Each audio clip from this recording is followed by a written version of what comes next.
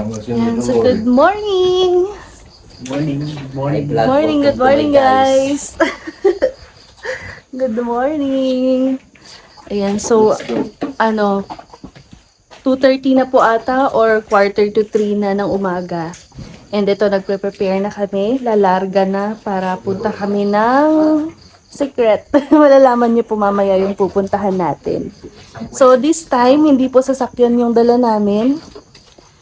Mga motor po. So, yan. So, magmo-motor po kami papunta sa pupuntahan namin ngayon. So, see you there!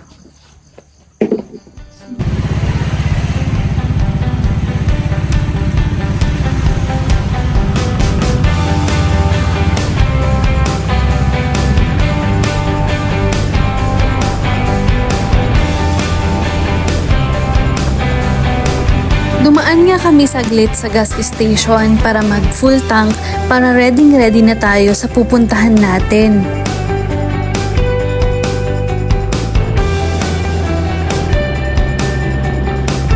At dinaanan nga din namin yung mga kasama namin dito sa Bambang, Nueva Vizcaya. At dahil set at kumpleto na po kami, ituloy na po natin yung biyahe.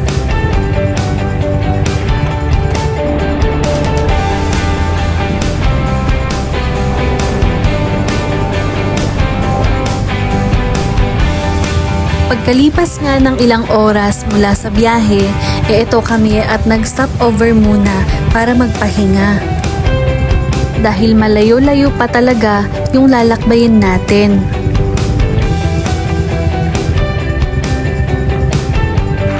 Alam niyo ba na excited kami sa ride namin ito dahil ito ata yung pinakamalayong ride namin na gamit ang motor. At mas lalong na-excite kami dahil never pa naming napuntahan yung lugar na to at walang nakakaalam din sa mga kasama namin kung saan ba yung daanan. Kaya mag-e-explore tayo.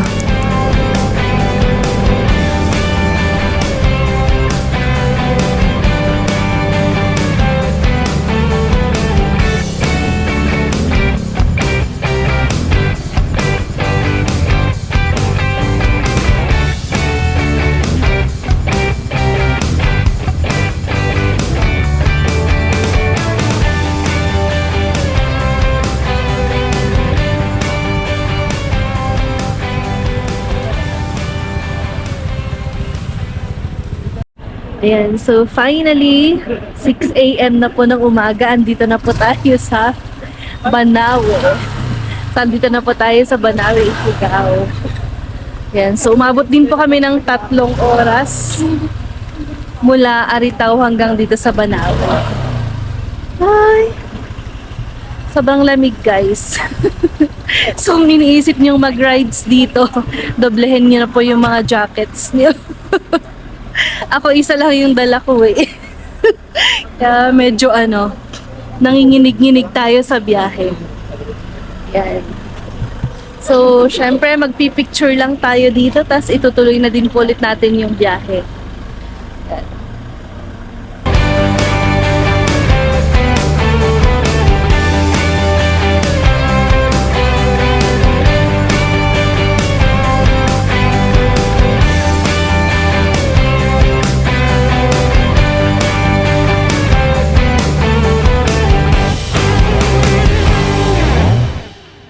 Yan. So, andito na po tayo sa Banawe, Ifugao.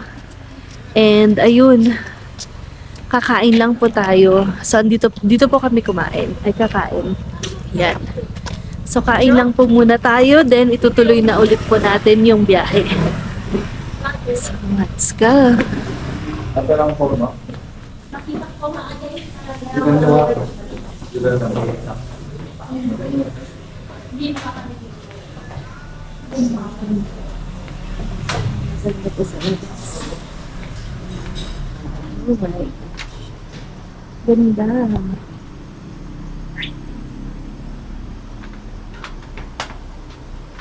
Sarap magkape dito, no? Oo nga.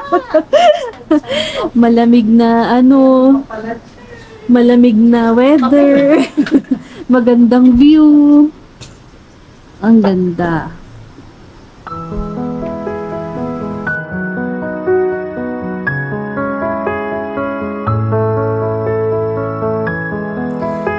sa mga masarap na pakiramdam na bigay ng kidney transplant yung nagagawa na namin yung mga bagay na nung nagdadialysis pa siya hindi namin magawa.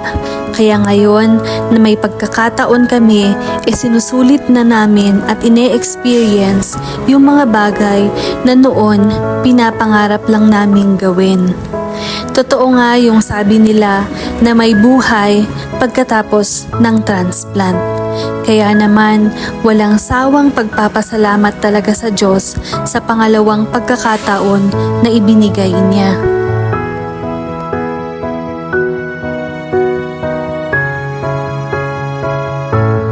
Napakaganda ng tanawin, no?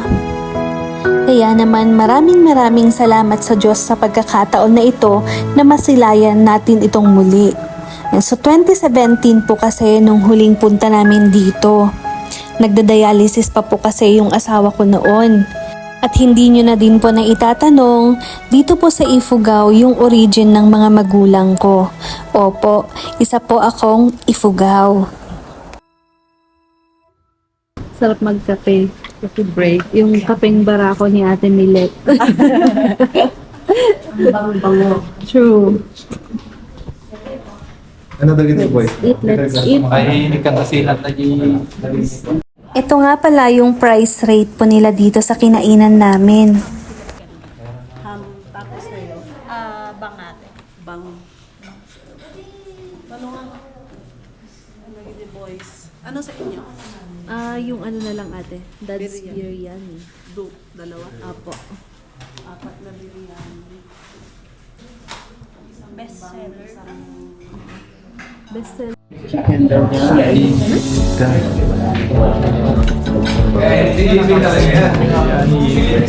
Grabe, kinagos ni Rice. Nagnata. May lagnat ka din? Tapos may bigat na pakiramdam ko eh. Ang order lang yan.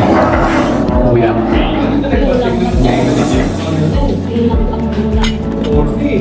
At paglabas nga namin, ito at nakita namin yung DIY na bike nila dito. Hindi ko alam kung ano yung tawag nyo dyan, pero sa amin is tatarak. So pagkatapos nga namin kumain, syempre itutuloy pa po natin yung biyahe natin at malayo-layo pa rin po yung pupuntahan natin.